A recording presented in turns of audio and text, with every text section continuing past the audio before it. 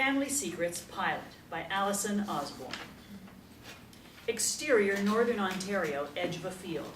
The sun shines on the edge of a soybean field, the crops young, just popping up through the ground. A man is on his knees, scared, beaten. He stares up at Simon O'Reilly. Simon, early 50s, tall, dark hair, green eyes, commanding presence, stares down at the man, disgusted. Two family enforcers stand on either side of Simon, their knuckles bloody, cut. Simon looks across the field, not speaking to anyone in particular. This man lied to us, betrayed us. We don't take kindly to betrayal, do we? Beside the enforcers are two kids, young Ryker, 17, lanky, scarred knuckles and a shamrock tattoo on his bicep, smirks. Young Carolee, 10, hair in pigtails, the same green eyes and cold stare as Simon, just stares, showing no emotion. No, Uncle Simon. Carly, step forward, please. She obeys immediately, holding out her hand as the guy on Simon's left hands her a gun. She racks the slide and aims at the beaten man on the ground. Want me to hold his head? Not this time. Ryker steps back, letting Carolee have center stage. Simon puts his hand on Carolee's shoulder. Slow breaths, steady hands. Carolee lines up her shot. She takes a breath, pulls the trigger. The man slumps to the ground, the hole through his skull oozing blood. Carolee flicks the safety on the gun. Well done, Carbar. Give me the gun and go clean up. Then we'll go to that burger place you two like so much. Ryker and Carolee walk away. Good job, Corporal Lee. He punches her in the arm. She grins at him and punches back. Interior Big Pigeon Primary School, classroom, 20 years later. Abigail, Carolee, Sullivan, now early 30s, pretty, fit, hair long and dark, sits at her desk at the head of a classroom of third graders. She wears a nice floral dress, high heels, simple jewelry. The class starts to buzz. Abigail looks at the clock on the wall. It's almost 3 o'clock. She tidies her desk, bumping her nameplate that reads, Miss Stephenson. The students grow louder. Abigail stands up. A reminder before everyone leaves. Book reports on my desk by second bell tomorrow. The bell rings and the students file out of the classroom. Once the last student is left, Abigail grabs a whiteboard eraser and wipes down the board. Out of paranoid habit, Abigail looks out the window, scanning the front of the school. A black car with dark windows is parked out front. Immediately suspicious, she tries to place the car, but fails. It has a Tennessee license plate, but she knows every car in this town, and this one doesn't belong. Footsteps echo in the hallway. Abigail drops the eraser and moves quickly to her desk, kicking off her high heels as she goes. She unlocks the bottom drawer and pulls out a small pocket knife. She grasps it in her hand and slips on a pair of flats from under her desk. She looks up in time to see blue-eyed, sandy-haired Clint Harris walk in. He's late 30s, classic cowboy, dressed in casual teacher attire. Abigail's relieved. Clint. Hey, hon, you have a good day? She casually places the knife behind her nameplate on the desk, hiding it from Clint. Pretty good, ma'am. How about yourself? We've been dating for almost a year. I'm pretty sure you can drop the ma'am. I ain't gonna do that. You coming to the teacher's lounge for Joan's birthday cake? Sure am. Just gotta finish cleaning off this board. He tips an imaginary hat and walks away. Slightly amused at how paranoid she still is, Abigail grabs the knife from her desk. It's old and has a worn-out carving of a shamrock at the base of the small handle. She starts to slide the knife into her pocket, then thinks again, holding it in her palm. Grabbing the brush, she starts back at the board, looking out the window again. The black car is still there, but this time there's a man by the driver's door. Agent Serge Jackson, late 40s, wearing a casual suit and sunglasses, looks around. The wind picks up and blows one side of his suit open, flashing a federal badge and gun. Shit. She pivots and is visibly surprised at the man suddenly standing in her classroom. Agent Bradley Hunt, mid-30s, dark, neat hair, bright blue eyes, in good shape, gazes over the calendar of activities on the wall. He's got a flak vest on under his jacket. He clutches a manila envelope. Abigail gains her composure as quick as she can. Hi there, can I help you? Brad turns and smiles at her, then saunters toward her desk. He points to her nameplate. Miss Stephenson. That's supposed to be you? Abigail gestures to her nameplate and grips the knife tighter in her hand. It says so right here, and you are? Brad grabs a chair and drags it in front of her desk. May I sit? I'd rather you tell me who you are and why you're in my classroom. She grips that knife tighter. He wears a flak vest, but his neck is exposed. an easy target. Brad smiles politely, all cool confidence. So sorry. Brad. He holds out his hand, but she doesn't shake it. He takes his hand back and sits. She stands, towering over him. He'd be way easier to get rid of now, just stab and run. Is your son or daughter in my class? I know all my students' parents, but we get new students every day. Brad relaxes in the chair, seemingly unfazed by this dangerous woman standing over him. No, I'm not a parent. Not even from around here. Abigail is really irritated and doing her best not to show it.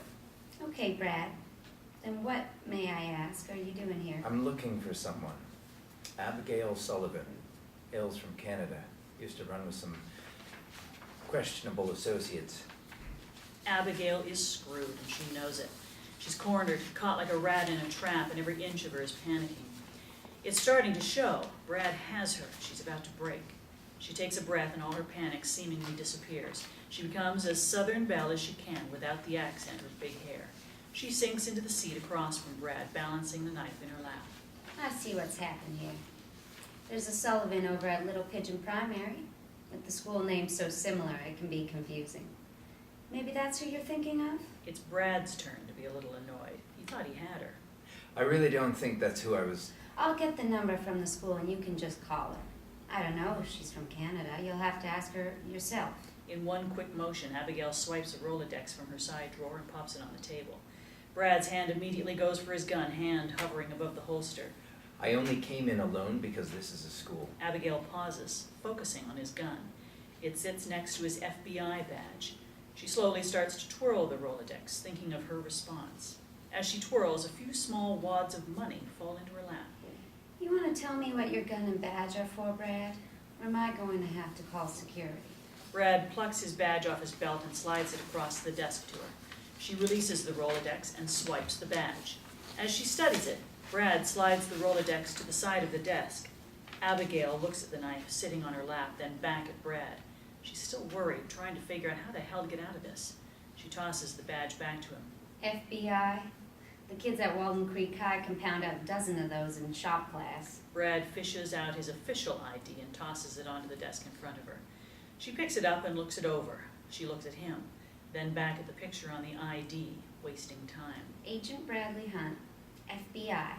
Remind me what you guys do again. She gently flings the ID back to him. We investigate criminals. On the federal level, right? As part of some bureau? Something like that. He puts his ID away and clips his badge back to his belt. You gonna play nice now? You tell me what you want and I'll think about it. First, I need you to take that knife, wherever it is, and slowly put it on the front of the desk. I don't. Abigail. She sweeps her hand over the cash in her lap, shoving it into her pocket. She grabs the knife, puts it on the desk, and flicks it. It sails across the wood, and Brad catches it before it falls to the ground. Now that you've taken away my scary weapon, tell me how a little school teacher from Tennessee can help the FBI. I want you to look at some pictures for me. You caused all this drama just for some pictures? Yeah? Abigail's suspicion becomes clear on her face. If the FBI has pictures, that's probably not good. She keeps quiet, though, and waits. Brad opens the file folder and pulls out a half-dozen 8x10 photos. He lays the first one down. 6 years ago, you stole a car belonging to Jason Randleman. He lays down another photo. This one's good. Here's you waltzing out of a department store 5 years ago with about $800 worth of stolen goods. Abigail's confidence is waning. And this is you with yet another stolen vehicle. Do I need to show you the rest, or have I made my point? If not, I have plenty more pictures. Abigail looks over the pictures again, calculating her answer. She sits back in her chair, cool and confident. Blurry street cam pictures and nothing more than idle threats. They're enough to get you arrested, and for us to obtain a search warrant. So what? You here to arrest me for allegedly jacking 2 cars and stealing some shit? No. These are just insurance in case you don't cooperate. Cooperate with what? Brad tidies and straightens the little pile of photos, revealing the first bit of weakness, OCD, a need for things to be neat and tidy. Abigail watches, takes note. The lovely folks in Ottawa's organized crime unit have been quite busy building a case against your family. Abigail remains silent, but for the first time during this conversation, she's visibly worried. They found you first, which I was a little disappointed to hear. From what I've read, I thought you were more clever than that. Apparently not. So if Ottawa has all this stuff on me, why aren't I chatting it up with some fellow Canuck over a couple large double-doubles and a box of Timbits? Because your family popped up in my territory, New York. You say that like it's supposed to trigger something, but it doesn't.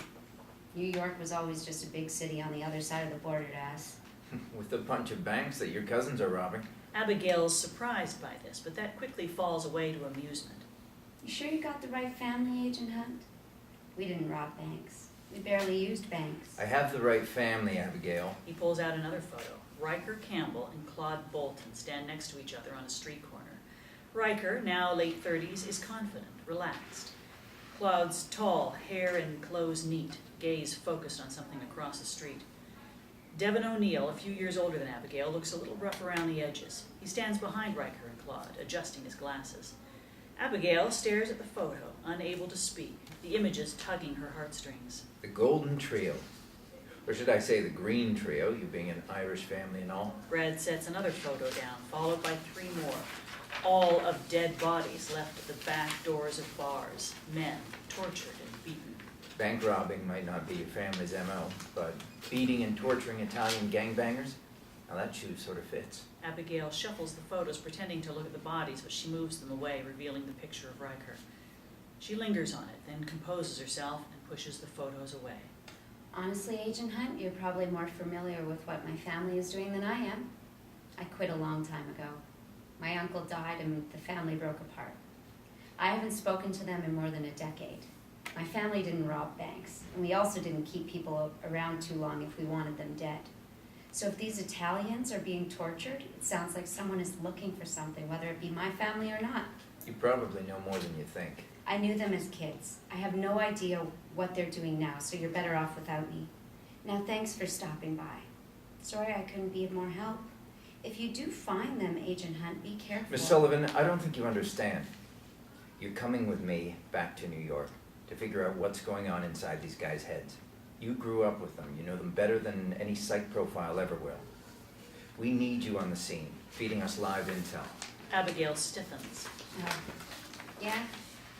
No thanks. You don't have a choice. But I don't want to go. I can't just up and leave. This is a small town. People will talk. Brad leans forward and whispers back. I don't give a shit. If you don't come willingly, my insurance policy comes into play, and I use my little radio here to call my team.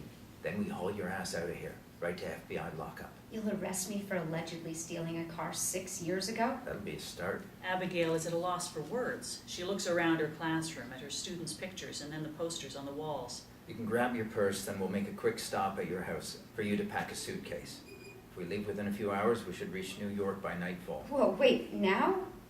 No, I can't leave now. Don't I at least get 24 hours? You don't get anything. You're lucky I'm not throwing cuffs on you. Okay, well, can I... Brad stands up, yanking his cuffs from behind him. You want me to slap these on?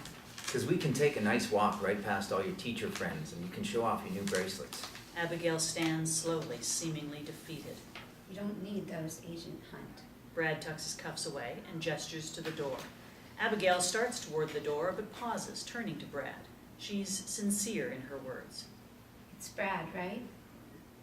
I know I'm just a file to you, but for the past 4 years, this town has been my life, and my coworkers have become my friends. They're all gathered in the staff room for a birthday, and I just want to pop my head in real quick to say goodbye. I can't let you do that, Miss Sullivan. The staff room is on the ground floor. There's only one door in and out, and there are windows. I'll even wave to one of your other agents while I'm in there. Brad hesitates. Abigail looks so sincere, teary-eyed even. Abigail. I'll make up some quick excuse as to why I'm leaving, and you and I can waltz out of here arm in arm and find my family. Please, Brad. 5 minutes, that's all I'm asking. He stares at her and finally caves. You got 2 minutes, then I'm coming in and dragging you out. Thank you. She touches his arm softly. Interior school hallway. They exit the classroom and Abigail heads down the hall, straight for the teacher's lounge, Brad on her heels. Brad grabs his walkie from his belt. All agents be advised, Sullivan is entering the staff room. Let's get eyes on her. How many agents you got out there? 2 minutes. Interior staff room. The staff room is buzzing with chatter, teachers talking about football, students, the town. General noise and joyful sounds. Abigail smiles and nods at a few of them, but she has a goal. The janitor. Mr. Brown, older, kind face, leans against the counter. He's still dressed in his uniform. Abigail feigns looking over her shoulder at something and bumps square into Mr. Brown. Oh, goodness, Mr. Brown, sorry. She slips her hand into his pocket, snatching his keys and wallet. He doesn't notice, just smiles and waves off her apology. No harm, no foul, Abby. She throws him a sweet smile and carries on. She spots Clint in the side room at the small bank of lockers. There's no one else back there, so she wraps her arms around him. He turns and she kisses him passionately, stealing his keys and wallet. Well, hello there. Hey, I have to hit the ladies' room. Can you cut me a piece of cake? Yes, ma'am. He kisses her and she carries on to the bathroom. Interior bathroom. The bathroom is small, 3 stalls, and the last stall is occupied. A purse sits on the end of the counter. Abigail eyes it as she stands at the counter, emptying the wallets. She takes the cash and a few credit cards, discarding the wallets next to the sink.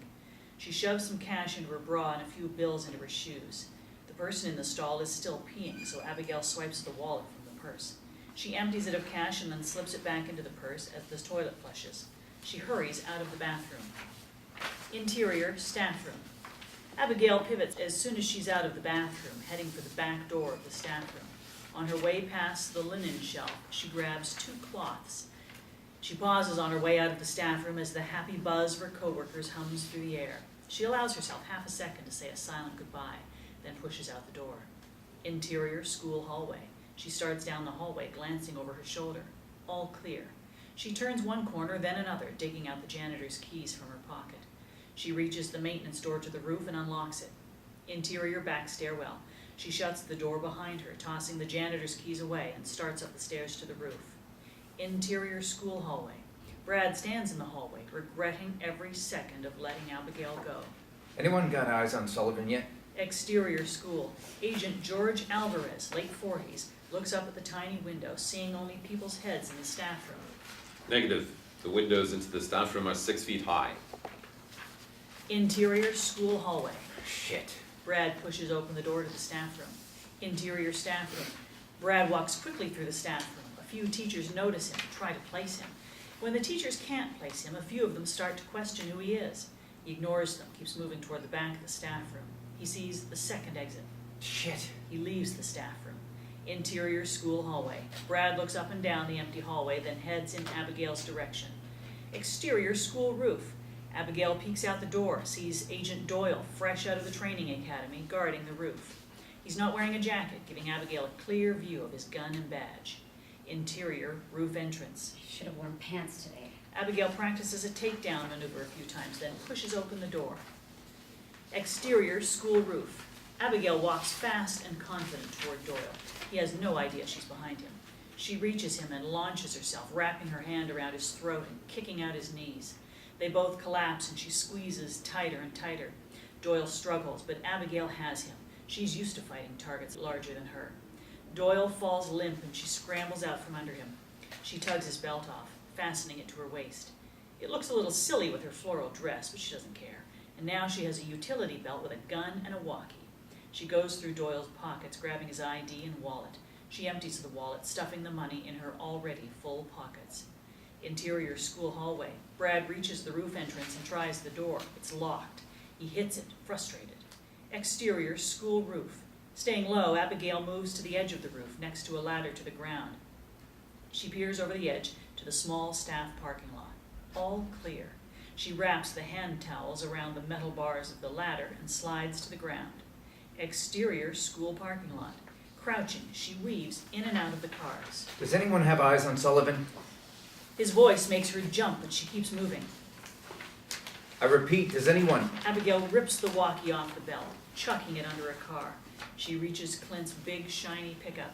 She unlocks the truck, climbs inside, and starts the engine. Exterior, front of school.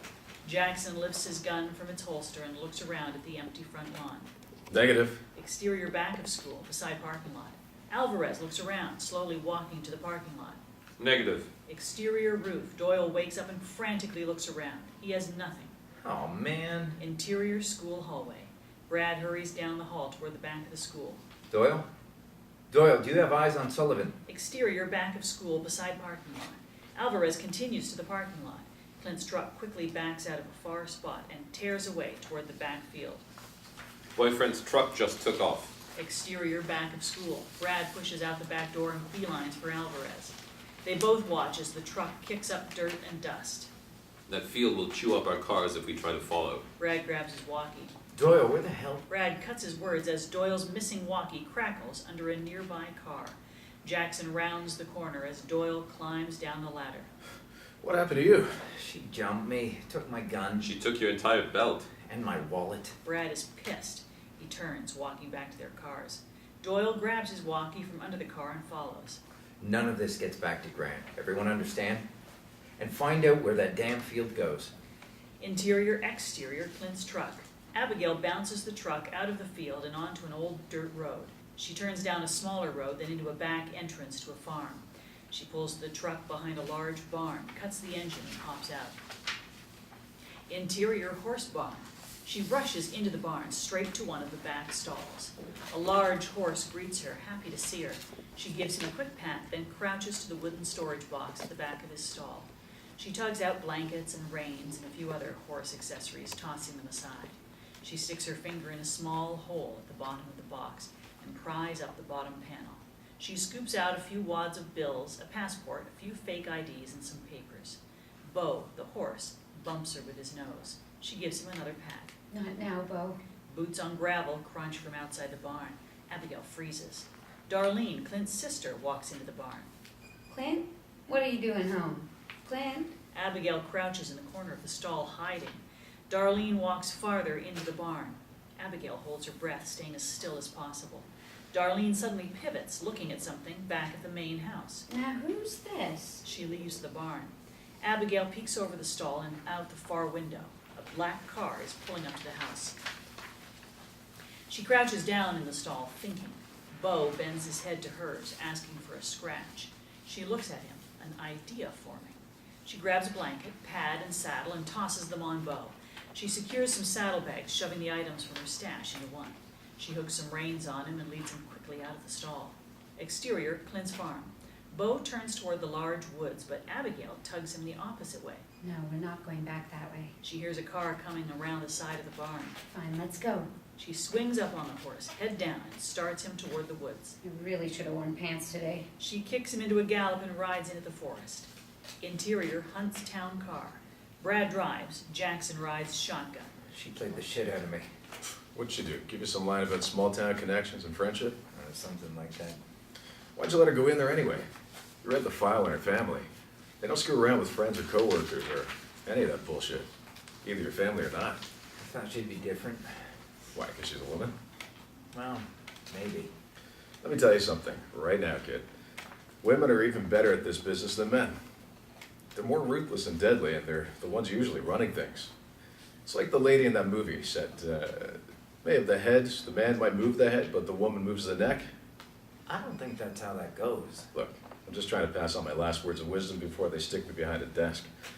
Don't let her out of your sight, and take everything she says with a grain of salt. Think outside the box on this one. Be clever. He clasps Brad's shoulder. Brad winces.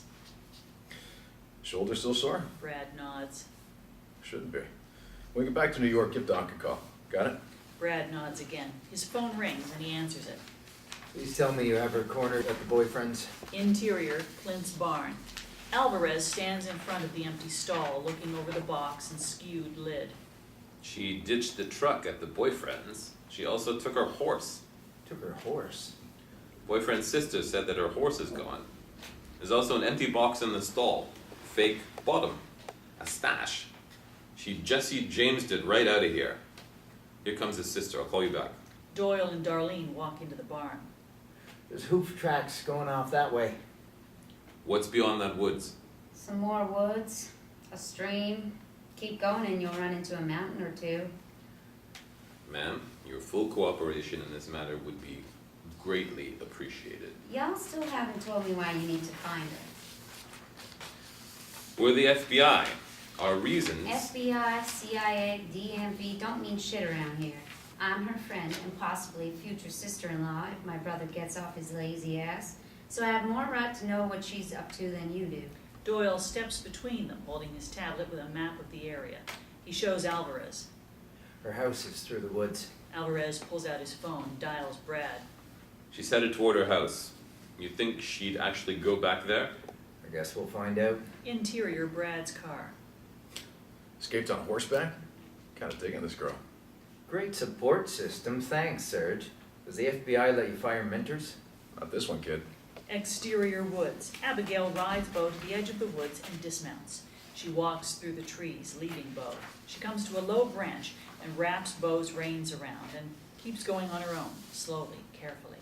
A snap of a twig comes from behind her. She spins, hand on Doyle's gun. A squirrel runs to another tree.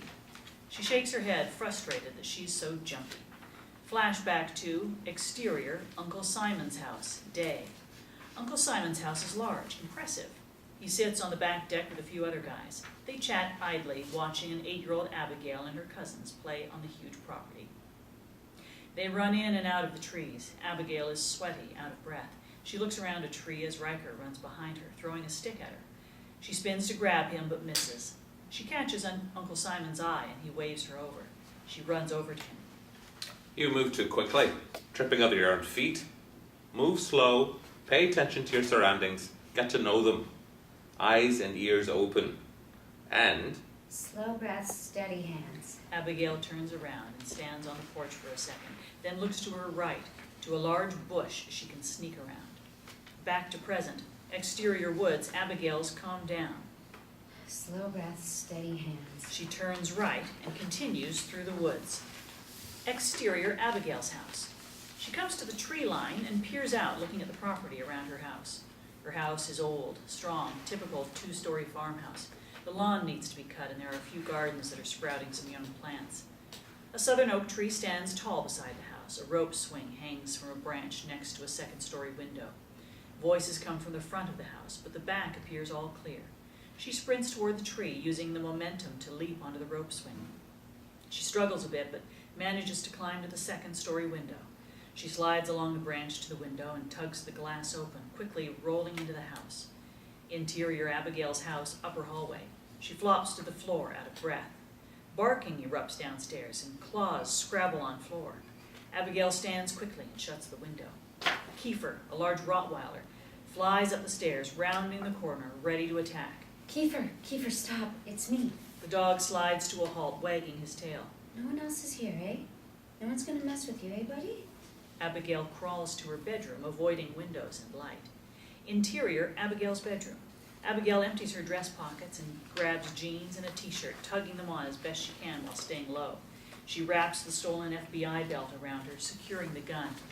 She looks out her window. Alvarez and Doyle pull into her driveway. She drops back down and reaches under her bed, pulling out a messenger bag. Dust poofs out from under the bed. The bag's been under there for a while, untouched. She checks the pockets, tugging out a few expired IDs and cash. She tosses the IDs and finds a switchblade in the bag. She tucks it down the side of her shoe. She grabs a large hardcover Bible from her bedside table. It's hollowed out and housing a sleek Smith & Wesson. On the handle is an engraved CS and a shamrock. She trades her pistol for the FBI one in her holster, sticking Doyle's Glock in the messenger bag. Exterior Abigail's house. Alvarez is on the phone looking at the house. Doyle stands beside him. if she came back here, there's no sign. Will do. He hangs up. 2 local uniformed cops walk around the corner of the house, shaking their heads. Nothing. But the dog quit barking. That might mean something. How long until animal control gets here? Local control says they don't want to deal with him. Apparently she's trained him like they do the police dogs, and while they like him just fine, they don't trust him without her here. Plus, they said anyone trying to take Abby's dog from her is no friend of Abby's or theirs. So we gotta wait for control to come from Knoxville. Do they know that was a federal order? Yep. Want to know where they told you to shove that federal order? She's got this whole downtown wrapped around her finger. Interior Abigail's house. Abigail sneaks downstairs, Kiefer on her heels. Interior Abigail's kitchen. Abigail grabs some cans of beans, a jar of peanut butter, a few water bottles, and a few packages of jerky, shoving them in her bag. She hooks Kiefer to his leash and looks out the back door. Exterior Abigail's house. Doyle walks up and down her backyard, looking into the forest, checking the house. Interior Abigail's house. Abigail thinks for a second, eyeing her back closet. Kiefer, stay. Kiefer sits by the back door. Abigail grabs some firecrackers from the top shelf of the closet. Interior, Abigail's living room. She cracks the window near the front of the house and lights the firecrackers, dropping them out the window. Exterior, Abigail's house. At the sound of loud popping, Alvarez moves quickly, gun out. The cops rush to the sound as well. Interior, Abigail's kitchen. Abigail runs for the back door, grabbing Kiefer's leash. Exterior, Abigail's house, backyard. Abigail and Kiefer move quickly to the woods, not looking back. Exterior, woods. Abigail makes a beeline for Bo, one hand on Kiefer's leash, one hand hooked into the gun holster, ready to pull. Bo is still tied to the branch, but his ears are pricked and he shifts, nervous. Kiefer growls. Abigail quickly unties Bo, looking around. She goes for her gun. Don't. Brad's behind her, gun trained on her head. Kiefer circles her, barking at Brad. Abigail freezes, but keeps her hand on her gun. Kiefer, quiet. Kiefer stops barking. Away from the horse, now. Hands up. Abigail slowly raises her hands and steps away from Bo. Kiefer sidesteps with her, ready to protect. Brad circles her as she walks, grabbing Bo's loose reins. Jackson appears beside her, gun aimed. Kiefer barks at him. Kiefer, quiet. We're all right. Alvarez and Doyle appear behind Brad, guns up. Doyle holds his small backup revolver. Brad holsters his gun and shakes his head at Abigail, amused and pissed off. You know, I was gonna let you get back on this horse, see how far you got. We can still do that. Close your eyes and count to 10. Agent Alvarez is gonna come and take all your weapons. You don't keep that dog in check, I'll put it down myself. That wouldn't be a smart move. Then don't make me do it. Give the leash to Agent Jackson, and drop your bag on the ground. Jackson takes the leash and grabs her bag. He takes the horse's reins from Brad. Alvarez pats Abigail down, taking the holster from her hip. Brad grabs Abigail's arm, spinning her around to the house. Go back inside and pack an actual bag, maybe a book or two. The rate you're going, you'll be staying in New York for a while. Interior, boxing gym, New York, early evening. The gym is old, well loved. Irish flags hang on the walls. Ryker Campbell circles a boxing bag. He's shirtless, fit, sporting various tattoos, shamrock, maple leaf, etc. Old scars catch the light, scratches, stabs a bullet wound scar below his ribs. He hits the bag a few more times, ducking, weaving, completely focused in the moment. His phone rings. He wipes his face with a towel and answers. They got her? Good. To bring her here? Perfect. What do you mean on a horse? Never mind. As long as they have her. Good job. Your money will be in your account within the hour. Ryker hangs up and punches the bag a few times, a smile on his face. He grabs a shirt, tugging it over his head. He walks past the front desk, waving to the owner. The owner nods back. Exterior, New York City, boxing gym. Claude Bolton leans against the building, munching on Fritos. Ryker pushes through the door. Claude keeps looking up and down the street, seemingly unaware of Ryker, but as Ryker approaches, Claude extends the bag of chips to him. You should come in and spar with me one day. You know I could kick your ass, right? Plus who would watch out for assholes like them? A nice sports car drives by, slowing down. The driver's window rolls down and two sharply dressed men wave at Claude and Ryker. Evening, gentlemen. They drive on. Should we be concerned? Claude and Ryker walk down the street. They're not gonna do a thing. Just Goishi waving his dick around. We've been seeing a lot of his dick lately. Relax. He waves it around enough, it's gonna get caught in something. Get a hold of Devin. Tell him to transfer that money. Oh shit. They actually caught her? Yes, they did. And they're bringing her to us right now. Interior, Abigail's house, bedroom. Abigail zips up a small suitcase. Alvarez stands in the doorway watching. Abigail stands up and quickly looks around her room, a hint of sadness passing over her face. Why here? Any emotion gone from her face. Abigail grabs her suitcase. Tired of running? Fell in love with the town? Either of those cliches will work. Plus there was a job opening. Interior, Abigail's house, upper hallway. A job you weren't qualified to do. They needed a teacher and I needed a job, so I became a teacher. Should you be writing this down to show Agent Hunt, or am I going to have to repeat this for him later? Interior, Abigail's house, first level. Agent Hunt isn't your enemy. You treat him with respect, he'll extend the same. Abigail pauses at the back door and grabs a bag of dog food. There's no way he's letting that dog tag along. We'll see about that. Exterior Abigail's house. Jackson stands between two sedans holding Kiefer's leash and Beau's reins. Brad stands with him, casually petting Beau, talking with Jackson. Abigail and Alvarez walk toward them. Kiefer sees Abigail and pulls the leash out of Jackson's hand. Brad reacts, hand going for his gun, but Kiefer just runs to Abigail. Abigail heads straight for Brad's sedan. The trunk is popped open. What's happening with Beau? She tosses the dog food and her suitcase in the back. He's going back to the barn. What's this? It's a bag of food so we don't have to find someone when we get to New York. She opens the door and Kiefer hops into the back seat. Brad throws Alvarez a look. Alvarez lifts his hands in surrender. All you, boss. Abigail turns to them, hands on her hips. There a problem, boys? I thought we were eager to get to New York. You're not taking your goddamn dog to New York. Then I'm not goddamn going. Brad and Abigail exchange equally determined looks. Finally, Brad concedes, a plan forming. Fine. But you keep him leashed and do not let him attack anyone. You understand? Yes. Brad grabs his cuffs. Good. Put these on and get in the back with him. Cuffs? Come on, it's just a little car ride. I'll be good. I promise. Cuffs. But the dog rides with Alvarez and Jackson in a cage in the trunk. Abigail hesitates, wanting to protest, but eventually holds her arms out. Brad cuffs her. She climbs in the car next to Kiefer. Brad shuts the door and walks past Alvarez and Jackson. Control the dog and you control the girl? He continues to the driver's door. This is thinking too far outside the box. And this sure as hell ain't clever.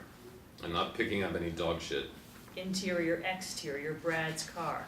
Brad gets into the car. Jackson and Alvarez are gonna follow us.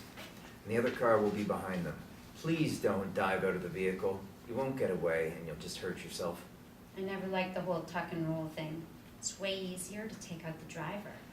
If you're gonna get cute, I'll stick a trank dart in your neck and you can take a nice nap to New York. That's an option? Brad gives her a pointed look, then throws the car in drive.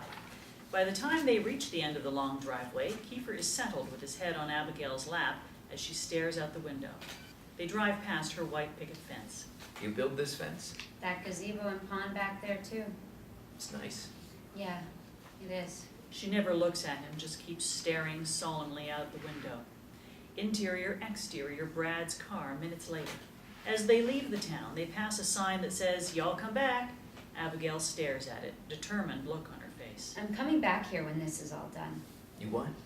When I've helped you guys find all my cousins and you don't need me anymore, I want to be dropped back off right here. I can't make that kind of deal, Abigail. Either I get that deal or I become a bitch to cooperate with. She looks at him, challenging him. He concedes. Fine. When we've captured all your cousins, I'll personally drop you right back off at this sign. Satisfied with that answer, Abigail continues to stare out the window. Exterior, runway, later. Brad pulls his car into the small runway, followed by Alvarez's car and Doyle's car. The pilot of the plane stands as they park the cars, gives them a wave, then enters the plane. Abigail exits the car, Kiefer right behind her. Brad comes around the car, swipes Kiefer's leash, and hooks his hand into her arm. He tosses his keys to Doyle. See you in New York. He leads Abigail and Kiefer toward the plane. Doyle. Here. Alvarez hands Doyle his service pistol. Doyle takes it and holds it up, showing it off to Abigail. She flips him off. Brad tugs at her. Keep moving. Interior FBI plane. Brad ushers Abigail into the small plane. The setup is simple, nice. A few couches, a counter, mini fridge, a few safes. Abigail goes to sit near the pilot, but Brad stops her. You're with me, far away from the pilot. I don't even know how to fly a plane. I'm supposed to take your word on that? She sits in the seat, Kiefer at her feet. Alvarez and Jackson enter the plane behind them, one with Kiefer's food, the other with Abigail's suitcase. Alvarez tosses the food and shuts the stairs, giving a thumbs up to the pilot. Brad unlocks Abigail's handcuffs as the seatbelt light dings on. Alvarez and Jackson sit across from Abigail, and Brad gets comfortable beside her. He adjusts his vest. You can take that thing off, you know. Not until we're in the air. They all strap themselves in. The plane takes off, and Abigail grabs Kiefer's collar, securing him between her knees. Once the plane's in the air, the seatbelt light goes off. Brad, Jackson, and Alvarez immediately undo their seatbelts. They stand and start pulling various cases and tools from the small plane storage. Where's the fire, boys? I want you prepped before we land. This flight isn't very long, so we need to move fast. As Alvarez reaches for a pouch on a shelf, his sleeve slides back, revealing an army tattoo. Abigail eyes it, curious. Jackson starts sorting through Abigail's bag, tagging weapons and handing things to Brad. Jackson holds up a credit card. Joe and Harris. Jesus. Half of those are from other teachers. I thought they were your friends. They were. That's what made it so easy. Jackson gives Brad an "I told you so" look. Brad takes the cards and documents each one, typing furiously into his laptop he set on the counter. Kiefer sniffs around the plane, licking the carpet every now and then. Alvarez sits beside Abigail and scans her fingers with a portable fingerprint device. She barely pays attention, focusing on Brad touching all her stuff. Question. Aren't I technically classified as a fugitive? You were? So why is the FBI tracking me down and not the U.S. Marshals? Or the Canadian Marshals? Or is that the RCMP? Brad doesn't look at her, just keeps tagging her stuff. The RCMP. And when we decided to make you an aide, you lost your fugitive status and were transferred to us. So, no Tommy Lee Jones? I'm afraid not. Alvarez pulls her hand close, but she tugs back, eyeing the small blood lancet in his hand. Alvarez pricks her finger as Brad holds up her pistol. What's the CS for? I don't know. Alvarez pricks his second finger. Ouch. I actually have no idea. I acquired the gun a few years ago. It shot nice, so I kept it. Plus, it's got a clover on it. I am Irish, you know. Fine, you don't have to tell me. I'll figure it out eventually. I'm sure you will. Alvarez finishes and stands up, putting everything back in the kit. With everything tagged, Brad sits beside her. She keeps her eye on Alvarez. You're Army, right? How'd you peg that? Your tattoo? You don't miss a thing, do you? Except the FBI agents hiding behind your escape horse. She ignores him. One of my cousins used to talk about joining the Army. Claude, right? Yeah, how... He did join the Army. Did a few tours. Iraq, Afghanistan, and left. Brad brings up Claude Bolton's Army profile on his laptop, spinning the computer toward her. Canadian Forces. Well, shit. She's pensive, thinking, mildly concerned. We need to be concerned? Claude was dangerous before I left, like borderline sociopath. I can't imagine how dangerous he is now. Why wouldn't Ryker pull him out right after training? Because Ryker is smart. Claude does a few tours, gets a taste for combat, then comes home bored and restless. That's when Ryker pounces and gives him a new purpose. One that uses all his trained skills again. Similar to any soldier that joins a law enforcement agency after they leave the Army. She looks at Alvarez. You think that's how it played out? I guarantee it. Why? Because that's exactly what I would have done. Brad exchanges a worried look with Alvarez and Jackson. Kiefer wanders over and climbs onto the couch between Brad and Abigail. What is this? No. Exterior, New York City, late evening. Ryker and Claude walk down the street. Ryker gets a text. He looks at his phone. Oh, come on. What? She brought a friggin' dog with her. He actually let her bring her dog? He's either very smart or dumb as shit. I mean, I don't like killing animals, but Jesus Christ, no. Just means we'll have to go alter some of the plans. He makes a call. She's gonna have her dog with her. I need you to bring him to me. Then find me someone who isn't. Ryker hands up, incredulous. He's afraid of dogs. Got bit bad as a kid. should have told him my gun bites harder than any dog he'll ever meet. Damn it, should've. It's a good one.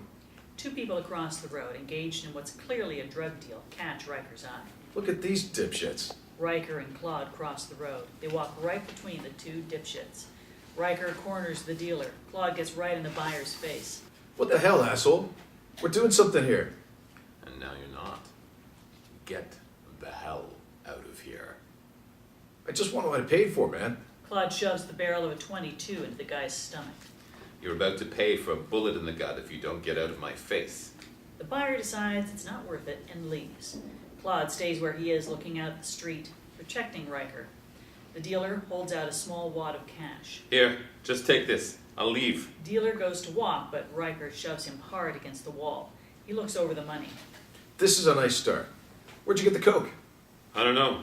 Ryker grabs a switchblade from his pocket, flicks the blade up, stabs the dealer in the shoulder. It's a shallow cut, meant to hurt. Oh, they didn't come from me. And I don't think Claude is dealing behind my back. I'm not. Promise. So where'd you get it? The dealer hesitates. Ryker stabs him in the other shoulder. Son of a bitch! All right. McMurphy. McMurphy? Jesus, you got some elephant-sized balls getting fucking shit from him. Selling it in my neighborhood? Give it to me.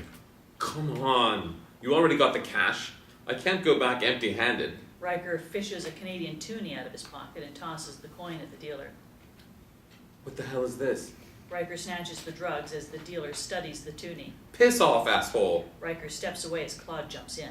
With expert precision, Claude catches the guy's wrist, kicks him, and drops him to his knees. Ryker stabs him in the arm, keeping the knife in. Get the hell out of my neighborhood, or I'll gut you like a fish. Ryker slips the blade out as Claude releases the dealer. Ryker pivots and starts down the street, Claude not far behind him. Interior, FBI plane. Abigail looks around the plane, absent-mindedly petting Keeper. Jackson is looking at his phone, and Alvarez is eating a pre-wrapped sandwich. I need more on Ryker. What else do you want to know? Ryker Campbell, darkish, blondish hair, blue eyes. Oh, he has asthma. I need more specifics. He could have been describing me. You have asthma? He gives her a pointed look and waits. Last I had contact was so long ago. If they're all in New York, then maybe they've partnered with someone there. As far as I know, Uncle Simon had no interest in New York. He was happy in Ottawa. He had contacts, sure, but I never saw him try to make a play for any neighborhoods or anything. What about narcotics? I never saw any. Any from New York? Any from anywhere. He kept me away from that. So he had you shooting people and stealing shit instead. Allegedly. Rumors have it that he would use you guys as trigger men. Kids shooting adults. Fingerprints weren't in the system, and no one would suspect a 10-year-old girl would kill a full-grown man. I mean, no one would, in all honesty. How many people did you have to kill? Yeah, no. Any answer I give is just years on my jail sentence. So it was more than one.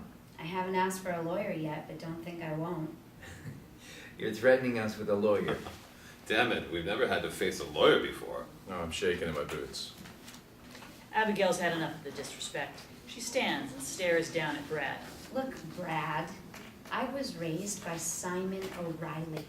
I know how to keep my mouth shut when asked questions, which is the opposite of what you guys need. So, I will answer your questions if I feel they're relevant to this investigation. Otherwise, you guys aren't getting shit from me. You have no idea what I've done and what I'm capable of doing. So show me a little respect, because if you keep underestimating me, it won't be very much fun for any one of you. And unless you guys are trying to starve me for information, can I please have some friggin' food? Silence stretches across the plain. Brad slowly stands and challenges her. He's pissed. He's had enough of her shit. Don't you dare lecture me about respect, Abigail. You get what you give, and since we've met you, you've shown us no respect at all. You will change that immediately, or I will keep you in a 6x6 room feeding you slop until this investigation is done, and then we'll see how capable you really are. Also, I don't think you understand, but you are deciding your family's fate. If we catch them, then they go to jail. If we can't catch them, someone else will, and I guarantee by that point, the order will be shoot to kill. And if that happens, you might as well be the one holding the gun to their head and pulling the trigger. Now sit your ass down, and I'll think about getting you something to eat. They both glare at one another, neither of them willing to budge. Jackson looks worried, one hand hovering over his pistol. Alvarez looks slightly amused. Finally, Abigail gives, slowly sitting down, pinned straight, staring straight ahead. Brad walks to the mini-fridge, relieved that didn't escalate further. He grabs a sandwich and goes back to his seat. He hands the sandwich to Abigail. She takes it, unwraps it in silence. The overhead speaker beeps. Good evening, folks. We'll be making our descent shortly, and the seatbelt light will come on in a minute. Hope you all had a pleasant flight. Exterior, New Jersey, small landing strip, late evening. The stairs lower, and Jackson exits first, carrying Kiefer's food and leading Kiefer. Alvarez is next, bumping Abigail's suitcase down the steps. As Abigail exits the plane, she looks at the field and forest, unimpressed. She walks around the plane to the waiting cars and squeezes between two of them. Behind the cars is the Manhattan skyline, lit up against the darkening sky. She stares at the skyline, impressed, and it shows on her face. Brad steps up beside her, looking over his city. Abigail breaks the silence, but her words are stiff, reluctant. It's impressive, big, probably full of too many people, but impressive. Brad can't help but smile. It's not an official apology, but he'll take it. Don't worry, I won't lose you. He watches her face as she stares across the river of his city. He's proud, excited even, to show off New York to a newcomer. She pivots, heading to the cars. Brad follows. Do I have to sit in the back again? Nope, you get shotgun. There's just one condition. Interior Brad's car. Abigail sits in the front, handcuffed to the handlebar at her knees. Kiefer sits in the back, sniffing everything. Brad climbs in the driver's door. I think this is overkill. Is it? Kiefer starts licking the back seat. Brad turns around and looks at him. Kiefer wags his tail, inching toward Brad. I think he's starting to warm up to me. That makes one of us. Interior, exterior FBI car. They drive across the bridge and into Manhattan. Abigail's face is pressed to the window, looking up at the buildings. And you live here? Yeah, never wanted to live anywhere else. We live just outside Ottawa. When I left, I skipped through all the big cities I came across. Too easy to get lost and end up somewhere you shouldn't. Interior, exterior FBI car. Jackson arrives. Alvarez rides shotgun. They follow Brad, doing their best to keep up in late New York traffic. $20 says she gets into an all-out with Fergus within 10 minutes. $20 says the dog bites Fergus within 5. She bites Fergus within 5. They shake hands. A car cuts them off, brakes abruptly, and slows to practically a crawl. Jackson honks the horn, tries to get around the car, but they're boxed in. Brad turns a corner a few blocks ahead and is gone from sight. The car in front of Jackson and Alvarez speeds off, but they get caught at a red light. Alvarez dials Brad. Hey, we got cut off. We don't have eyes on you. You're on your own back to headquarters. Interior, exterior FBI car. Jackson's voice comes through the speakers. Abigail turns as much as she can in her seat, looking out the back window. Copy that. See you shortly. Brad ends the call. Abigail sits back. FBI headquarters? No, we've set up a condo in the village. A condo? Is that even secure? Or is the FBI budget really tight this year? Having a smaller operating location makes us harder to locate and forces us all to communicate with each other. It also puts us right in the middle of the action, should an incident occur. Abigail stares at him, trying not to laugh. Well, if that don't sound like some pre-rehearsed federal bullshit. It was not my decision to run the assignment out of an apartment. I have some opinions on the matter, but it's not my place to question my bosses. Oh boy. Brad keeps checking the rear view mirror, concerned. Hey, keep an eye on that giant blue pickup for me. Middle lane. See him? Abigail turns in the seat, locking onto a massive pickup. Yeah. Exterior, New York streets, FBI car. Brad swerves the car into a turning lane. The truck follows. Without signaling, Brad crosses the right lane. He turns down a side street. A few cars turn down the street, including the blue truck. Interior FBI car. I do believe we picked up a tail agent hunt. Exterior FBI car. Brad takes a few turns down some one-way streets, expertly maneuvering the vehicle. With each turn, they end up in lower-class neighborhoods. They make it to an empty street and blow through a red light. The cop pulls out behind them. Lights on, siren blaring. Interior FBI car. Damn it. Brad speeds up, blowing through another red light, and almost sideswipes a parked car. Abigail rummages through the glove box as best she can with handcuffs on. You don't have nails or anything in here, eh? Nails? Throw the nails out the window, pops the tires. They have to stop or we get away. We are not throwing nails at the police. They end up beside a construction lot. Excavators and bulldozers are parked haphazardly for the night. We can't pull over. We do, and we're sitting ducks for that truck and whoever sent it to follow us. I'll call Jackson, have him contact the NYPD, and pull this cop off of us. Abigail looks in the rear view mirror. The cop slows, lights fading. The car pulls into a side road, and from behind it roars the big pickup, approaching fast. Hunt, we got another problem. Halfway through dialing, Brad turns, looking out the back window. Exterior FBI car. The truck roars up behind them. Brad steps on the gas, but it's no good. The truck slams them from behind. They jerk forward, then again as the truck pushes them. The back bumper crunches. Interior FBI car. Brad's phone falls to the floor.